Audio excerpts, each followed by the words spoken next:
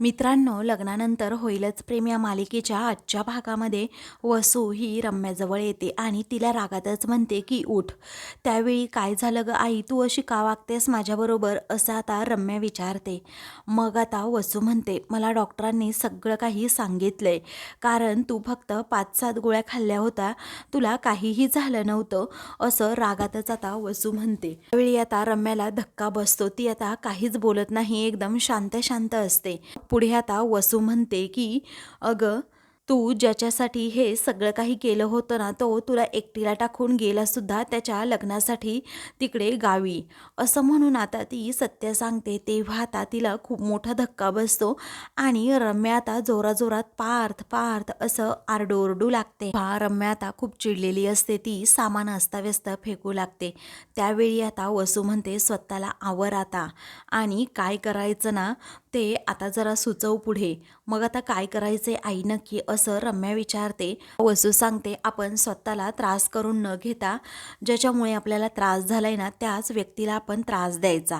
आता या नंदिनीला मी अशी सोडणार नाहीये, तिचं काय करायचं ना ते मी बघूनच घेते. मग पुढे आता वसू जेव्हा तिथून जाते ना, तेव्हा मात्र रम्या आता म्हणते की या घरात ना सगळेजण फक्त बोलतायत, आई पण नुसती बोलतीये, करत तर काहीच नाही, असं म्हणून आता रम्या ही खूप चिडते आणि म्हणते की बस झालं, पण आता जे काही करायचं आहे ना ते मीच करणार. तर दुसरीकडे आता धनंजय विक्रमबरोबर फोनवर बोलत असतो.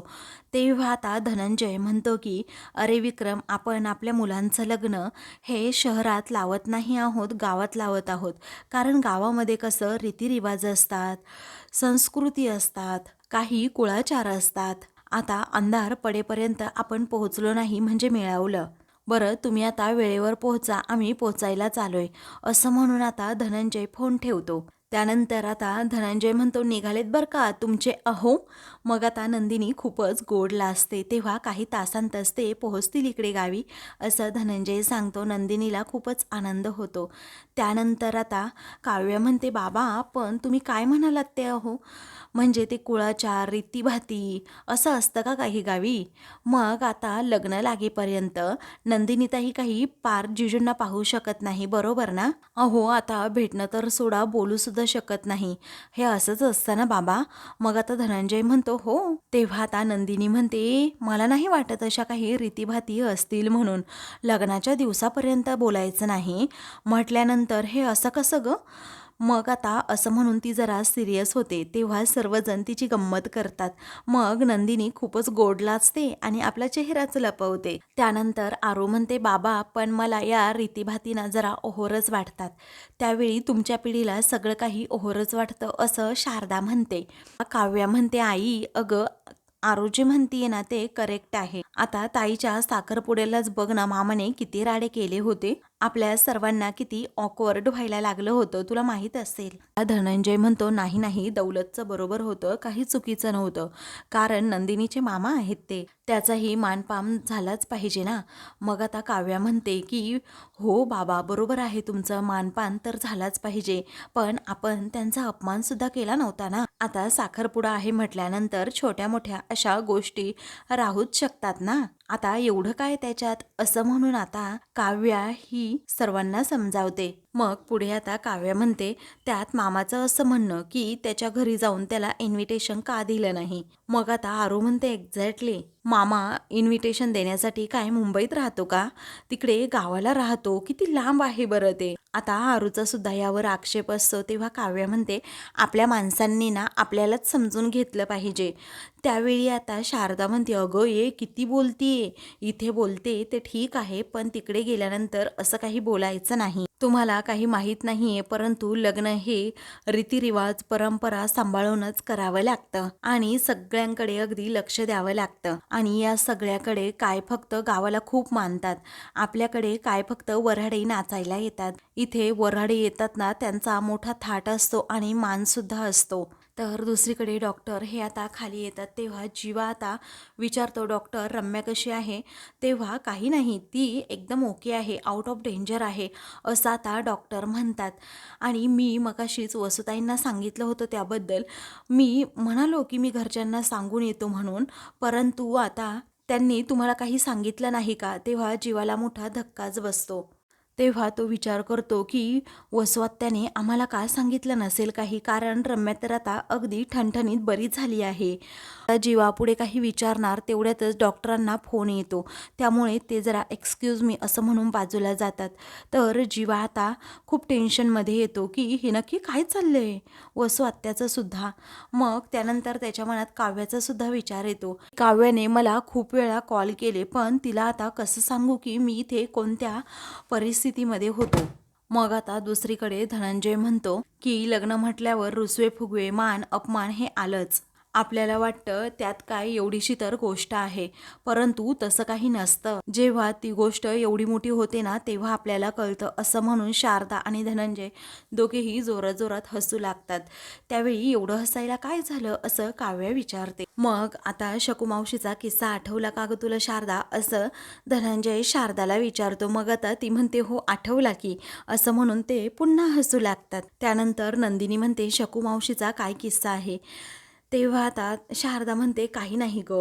पुढे आता लगेच आरो म्हणते आई अगं सांग ना, काही किस्सा असेल तर, काहीतरी नक्कीच गॉसिप असणार आहे, त्याशिवाय तुम्ही एवढे दोघे हसणार नाही. अजून एक सांगू का ग, ह्या नंदिनी ताईला आता चिडवून आम्हाला ना खूप बोर झालंय, त्यामुळे असा नवीन टॉपिक हवा आहे आम्हाला काहीतरी, असं म्हणून ती नवीन टॉपिक काढायला सांग. तेव्हा आता धनंजय सांगू लागतो अगं शकूमावशी आहे ना, ती आता आमचं लग्न नाशकात होतं शारदाचं आणि माझं. तेव्हा काही गाड्यांच्या सोयी नव्हत्या आणि तिला वाटलं की मुलीच्या लोकांनी तिकडे गाड्यांची हॉलपर्यंत जाण्यासाठी चांगली सोय केलेली आहे, परंतु तेव्हा एवढ्या काही गाड्या उपलब्ध नव्हत्या. मग यांनी काय केलं होतं, त्याच्या आईवडिलांनी की 7-8 जण असं रिक्षात बसवायचे आणि लग्नाच्या हॉलपर्यंत पोहोचवायचे. हे जेव्हा शकू आत्तीला समजलं तेव्हा मग काय शकू आत्याचा रागाचा पाराच चढला आणि ती 1 किलोमीटरपर्यंत चालत आली आणि नानासुद्धा त्यांच्याबरोबर होते, म्हणजे शकू मावशीचे मिस्टर. त्यानंतर लग्नापर्यंत आली खरी, परंतु खूप बडबड करत राहिली. तिथे एकदम रुसूनच बसली. कशीबशी तिची समजूत काढली आणि त्यानंतर समजूत काढल्यावर आम्ही गेलो सर्वजण जेवायला आणि नवरा नवरी समोरच शकू मावशी त्याचबरोबर नानासुद्धा जेवायला बसले होते. मग आता असं म्हणून शारदा आणि धनंजय पुन्हा एकदा हसू लागतात. तेव्हा आता हसायला काय झालं असं आता सर्वजणी विचारू लागतात. मग आता धनंजयला हसू आवरत नसतं. मग आता तो म्हणतो जेव्हा सर्वजण जेवायला बसले लग्नाच्या पंक्तीमध्ये तेव्हा नाना नुसते जिलेब्या खात राहिले आणि जिलेब्या खाता खाता नानू काका होते ना त्यांची ती कवळीच बाहेर आली, असं म्हणून सर्वजण पुन्हा एकदा हसू लागतात. आता त्या शकू आजी होत्या, त्यांना खूप राग आला असेल ना असं आता नंदिनी हसतच विचारते. त्यावेळी आता शकू मावशीला खरंच खूप तेव्हा राग आला होता. मग मी तेव्हासुद्धा तिची कशीबशी समजूत काढली, पण ती तेव्हा काहीच ऐकलं नाही. तिने काय केलं, गच्च भरलेल्या रिक्षामध्ये कशीबशी बसली आणि पुन्हा निघून गेली. त्यानंतर काही दिवसांनी पुन्हा एका नातेवाईकांच्या लग्नामध्ये ती भेटली. तेव्हा पुन्हा एकदा तिची समजूत काढली आणि मग ती जरा शांत झाली, असं धनंजय आता नानू काका आणि शकू मावशींचा किस्सा सांगतो. तेव्हा सर्वजण मात्र हसतात. त्यावेळी आता काव्या म्हणते बाबा हे काही नाही हा, आपण आता ह्या सर्व रीतीभाती पाळूयात, नाहीतर उगीच प्रॉब्लेम नको. त्यातल्या त्यात साखरपुड्याच्या दिवशी काय घडलं माहिती आहे ना, पार्थ जिजूच कुठेतरी निघून गेले आणि आता जर पार्थ जिजू कुठे गेले ना लग्नामध्ये तर नंदिनी ताई तू सुद्धा जायचं त्यांच्या पाठीमागे. मग आता नंदिनी हसते आणि म्हणते कुणीही कुठे जाणार नाही. तेव्हा सिच्युएशनच अशी होती, काय करायचं.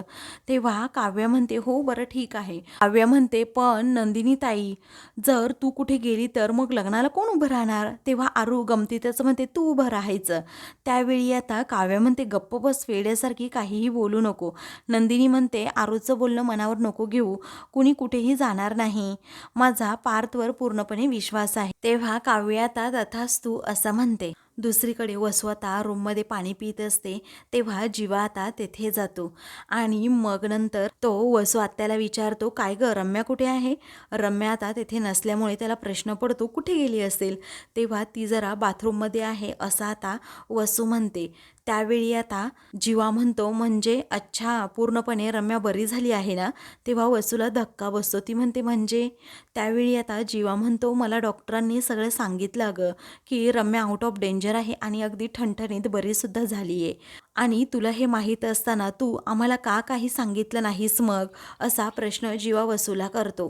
तेव्हा वसूला काय उत्तर द्यावं हेच कळत नाही. ती म्हणते, अरे आय एम सॉरी, मला ना खरं तर सांगायचं होतं, पण मी या रम्याच्या काळजीमुळे जरा टेन्शनमध्येच आले. तेव्हा तो म्हणतो, इट्स ओके, पण मी एक सांगू का, आता मला जायचं आहे दादाच्या लग्नासाठी. असं म्हणून तो आपली बॅग घेतो आणि लगेच जायलासुद्धा निघतो. तर दुसरीकडे आता धनंजय हा विक्रमला कॉल करतो आणि आमच्याच पाठीमागे आहात का तुम्ही, असं विचारतो. मग आता आपण भेटूयात तिथे वाड्यावर, असं आता धनंजय म्हणतो. त्याच वेळी आता तो फोन ठेवल्यानंतर शारदाला सांगतो, हे बघ, मी, मिथून आणि त्याचबरोबर विक्रम तिघेही वाड्यावर जातो, तयारी कशी चालू आहे ते पाहतो. चालेल ना शारदा? तुम्ही सर्वजण अगोदर देवी आईच्या मंदिरात जा आणि तेथे जाऊन आशीर्वाद घ्या. तेव्हा ठीक आहे, असं शारदा म्हणते. आरू म्हणते, वाडा किती हिस्टॉरिक, किती छान ना, असं म्हणून ती खुश होते आणि एकदम जाम कल्ला करायचा असं म्हणते. त्यावेळी आता शारदा म्हणते, बाई, कल्ला वगैरे अजिबात करायचा नाही, कारण हे गाव आहे, शहर नाही आहे, असं म्हणून शारदा त्यांना गप्प बसायला सांगते. पुढे शारदा म्हणते की मानपान, रीतीभाती इथे सर्व काही अगदी व्यवस्थित पाळल्या जातात, त्यामुळे तुम्ही अजिबात दंगा करायचा नाही.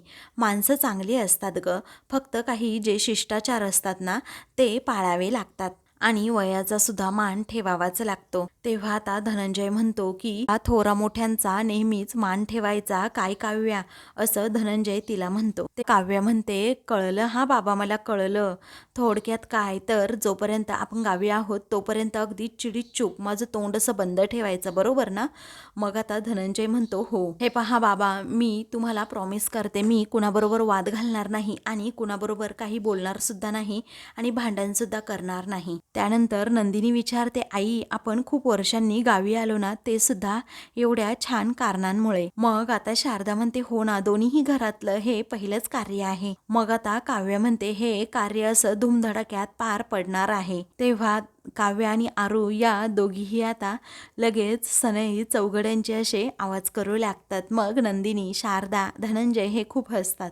त्यानंतर नंदिनी आणि घरातील सर्वजण आता देवीच्या मंदिराजवळ पोहोचतात. तर मामाने खास व्यवस्था केलेली असते की सगळं काही वाजत गाजत माझ्या भाचीचं लग्न झालं पाहिजे, म्हणून ढोल ताशा, बँड बाजे हे सगळे मामाने तिच्या स्वागतासाठी तेथे अगोदरच ठेवलेले असतात. नंदिनीचं अगदी ढोल ताशांच्या गजरामध्ये तिथे स्वागत होतं. त्यावेळी आता नंदिनी आणि सर्वजणी खूपच खुश होतात. तेवढ्यातच पार्थची गाडीसुद्धा तेथे येते. नंदिनी पार्थकडे पाहतच राहते. आता ते दोघेही अगोदर सर्व थोरा मोठ्यांचा आशीर्वाद घेतात. त्यावेळी आता मानिनी, विक्रम हे सर्वजण गाडीतून खाली उतरतात. सर्वांना आता खूपच आनंद झालेला असतो. त्यानंतर आता काव्याची नजर सारखी जीवाला शोधत असते. तेव्हा आता ती म्हणते, हा जीवासुद्धा ना का आला नाही काय माहीत. तेवढ्यातच जीवा आता तेथे येतो आणि अगोदर पार्थ व युगला भेटतो आणि काव्य शेजारी जाऊन उभा राहतो. त्यानंतर आता मामा म्हणतात की, हे पहा, तुम्हा सर्व वऱ्हाडी मंडळींचं आमच्या गावामध्ये स्वागत आहे. आता तुम्हाला इथे काहीही कमी पडू देणार नाही, ही जबाबदारी आहे हा दौलत मामाची, कारण तुमची सर्वांची राहण्याची व्यवस्था ही वाड्यावर केली आहे. त्याच वेळी आता तो म्हणतो, एवढं केलं नसतं तरीही चाललं असतं, आम्ही ॲडजस्ट केलं असतं. मग आता मामी म्हणते, अहो असं कसं, नवऱ्या मुलाकडच्याला कुणी ॲडजस्ट करायला सांगितलंय हे म्हटल्यानंतर कुणी मुलगी देईल का? आता तुम्ही काय आमच्या हातनं पाप घडवतात की काय? तेव्हा दौलत म्हणतो की ज्या गावाची एक रीतभात आहे, पद्धत आहे, एकदा का वऱ्हाडी मंडळी गावात आली तर ती लग्न केल्याशिवाय अजिबात बाहेर जात नाहीत. तेव्हा आता लग्नाशिवाय तुमची अजिबात सुटका नाही. तेव्हा जीवा आता म्हणतो, वाह क्या बात है. मग आता काव्य म्हणते, मला ही आयडिया खूप आवडली बरं का, म्हणजे मामाच्या गावाला येऊन लग्न करायचं. त्याने काय होतं, डेस्टिनेशन वेडिंग केल्याचा आनंद सुद्धा मिळतोय आणि मेन म्हणजे लाड पण होतात. त्याचवेळी शंकर आता तेथे येतो आणि म्हणतो, पप्पा अहो माई येत आहेत. तेव्हा माई म्हणजे ती जोगती नसते आणि देवीचा फोटो घेऊन ती आता तेथे येत असते. त्यावेळी नंदिनी आता विचारते, माई नक्की कोण आहे मामा? मग आता सावित्री माई येत आहेत ना असं शारदा विचारते. मग दौलत म्हणतो की हो. आता आजी सांगू लागते, या सावित्री माई म्हणजे गावातल्या मोठ्या जाणत्या बाई. त्यांनी किती पावसाळे किती उन्हाळे सोसलेत त्याचा काही नेम नाही. कारण त्या जे पाहतायत ना ते काळाच्या पुढचं असतं आणि त्यांच्या माथ्यावर ब्रह्मदेवाने सुद्धा हात ठेवलाय आणि त्यांच्या जिभेवर सरस्वती सुद्धा नांदते. त्यावेळी काव्य विचारते, नक्की आहेत कोण या माई? मग आता सरसर रांगोळी काढावी ना तसं या बोलतात त्यांच्या जिभेवर सरस्वती आहे. तेव्हा मामी आता म्हणते की गावात कुणाचं लग्न असेल ना तरीही माई येतात. लग्नानंतर काय घडणार, लग्नाअगोदर काय होतं हे त्या कधीही विसरत नाही आणि आपल्याला सांगतात त्या नक्की पुढे काय घडणार. तेव्हा भविष्य सांगतात की काय, असं जीवा विचारतो. तेव्हा दौलत म्हणतो, हो तसंच समजायचं. देवाचा फेरा कसं चुकवायचा हेही त्या अगदी जाणतात. मग आता मामी म्हणते, गावातले सगळेजण त्या म्हणतात ना तसंच कार्य सुद्धा पार पाडतात. मग आता शारदा म्हणते, मला आठवतंय त्या मला काय म्हणाल्या होत्या. माझा चेहरा पाहिला आणि त्या हसल्या, म्हणाल्या, एकदा नाही तर तीनदा लक्ष्मीची पावलं तुझ्या घरात उमटणार आहेत. तेव्हा काव्या शारदाला मिठी मारत विचारते, मग आम्ही तिघे आलो बरोबर ना? मग शारदा हो असं म्हणते. मग आता काव्या म्हणते, आई अगो तुझ्या चेहऱ्याकडे पाहून त्यांनी हे प्रेडिक्ट केलं की तुला किती मुली होणार आहेत. पण कसं हे शक्य आहे? तेव्हा आजी म्हणते, अगं त्यांना ना दैवी देणगी आहे. तेव्हा दौलत म्हणतो, हो बरोबर आहे, त्यांनी केलेलं भाकीत कधीही खोटं होत नाही. त्यावेळी नंदिनी म्हणते, हो चांगलंच आहे, त्यांना एवढा मोठा अनुभव सुद्धा आहे, म्हणजे आनंद निवास असो किंवा गाव. माझ्या नशिबी नेहमीच मोठ्यांचा आशीर्वाद हा लिहिलेला आहे. त्यानंतर आता माई या तेथे येतात. तेव्हा देवीचा फोटो त्यांच्या हातात असतो. ते असतात ते सुद्धा आता तेथे आलेले असतात. मग त्यानंतर आता घरातील सर्वजण थोरा मोठे हे त्या माईचा आशीर्वाद घेतात. माई आता त्या सर्वांना आशीर्वाद देतात आणि मग नंतर नंदिनीकडे पाहतात आणि तिच्याकडे पाहून त्यांना जरा वेगळा संशय येतो. म्हणूनच त्यांचा चेहरा आता पूर्णपणे पडतो. आता नंदिनीलाही टेन्शन येतं, काय झालं, म्हणून ती आता माईंकडे पाहतच राहते. शारदा म्हणते, आशीर्वाद घे. मग आता नंदिनी लगेच आशीर्वाद देखील घेते. त्यानंतर आता आपण अगोदर मंदिरात जाऊया, कारण आरतीची वेळ झाली आहे. आता माई म्हणतात तेव्हा सर्वजण म्हणतात की चला आता मंदिरात. तर देवी आईचा उदो उदो असं मोठ्यानेच माई म्हणतात. सर्वजण मंदिरात जायला निघतात खरं, परंतु जीवा, काव्या, त्याचबरोबर पार्थ आणि नंदिनी हे चौघेही आता मागे जरा थांबलेले असतात आणि काव्य आता सगळ्या मंदिराचे फोटो काढून घेत असते. तेव्हा अचानकच तिचा पाय घसरतो, ती खाली पडणार असते. तेव्हा आता लगेच पार्थ तिला पकडतो, तिला सावरतो. हे पाहून आता नंदिनी आणि त्याचबरोबर जीवाला मोठा धक्काच बसतो. तेव्हा आता जीवा हा काव्याकडे पाहतच राहतो, तर काव्या ही पार्थकडे पाहत असते. तर आता दुसरीकडे रम्या आरशासमोर जाऊन उभी राहते. रम्या वेड्स पार्थ असं एका हार्ट शेपमध्ये लिहिते आणि म्हणते की आजपर्यंत माझ्या मनात हेच चित्र होतं, परंतु ही नंदिनी मध्येच आली आणि माझ्या ह्या मनातील जे स्वप्न होतं, जे चित्र होतं ते पूर्णपणे बदललं. परंतु आता मी अशी हार मानणार नाही आहे, कारण मला फक्त आणि फक्त पार्थबरोबरच लग्न करायचं आहे. ही नंदिनीला मी सोडणार नाही आहे. आजपर्यंत त्यांना काय वाटत असेल घरच्यांना सुद्धा आणि नंदिनीला, ही रम्या फक्त करते, तिला दुसरं काही येत नाही म्हणून. परंतु आत्ता जे मी केलं ना ते फक्त ट्रेलर होते, पिक्चर तो अभी बाकी आहे असं म्हणून ती आता चिडते. तर दुसरीकडे पार्थ आता काव्याला विचारतो, सगळं काही ओके आहे ना, तुम्ही ठीक आहात ना? मग आता ती म्हणते, हो मी ठीक आहे, थँक्यू असं म्हणून ती पार्थची आता माफीसुद्धा मागते. मग आता काय थँक्यू, लक्ष कुठे असतं ग काव्या तुझं, असं नंदिनी विचारते. आणि आता पडली असती, लागलं असतं म्हणजे केवढ्यात पडलं असतं, असं म्हणून ती आता जरा व्यवस्थित चालायला सांगते. मग त्यानंतर काव्य म्हणते, माझ्या जागी ना तू पडायला हवी होतीस, म्हणजे पार्थने तुला असा हात दिला असता, रोमॅन्टिक असं म्हणून ती आता दोघांकडेही पाहते. तर ते दोघेही आता हसतात आणि खूप लाजत असतात. दुसरीकडे रम्या आता शपथ घेते की अजिबात मी नंदिनी आणि पार्थचं लग्न होऊच देणार नाहीये, कारण माझ्या मनात जे आहे ना ते मी कधीही असं ते भंग पावू देणार नाही माझं स्वप्न, असं म्हणून ती चिडते. तर इकडे आता काव्या म्हणते, पार्थ खरंच थँक्यू आणि असंच कायम माझ्या पाठीशी उभे राहा तुम्ही, अगदी भावासारखे. तेव्हा तो आता हो असं म्हणतो. मग आता नंदिनी आणि जीवा हे दोघेही आता काव्याकडे पाहून हसतात. आता पार्थ म्हणतो, हो मी तुमच्या पाठीमागे असाच कायम उभा राहीन. तर आता मित्रांनो, पुढील भागामध्ये आरती संपन्न होते. माई आता शंख वाजवतात. त्यानंतर दौलत मामा म्हणतो, माई आपल्या नंदिनीचं पार्थ बरोबर लग्न ठरलंय, तिला आशीर्वाद देशील ना?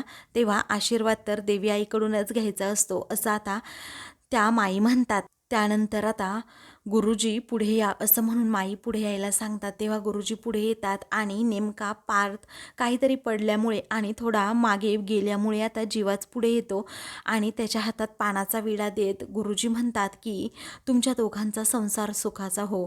तेव्हा नंदिनी म्हणते, जीवा असं म्हणून ती पार्थकडे पाहते. अशाच मालिकेंचे पुढील भाग पाहण्यासाठी चॅनलला सबस्क्राईब करा.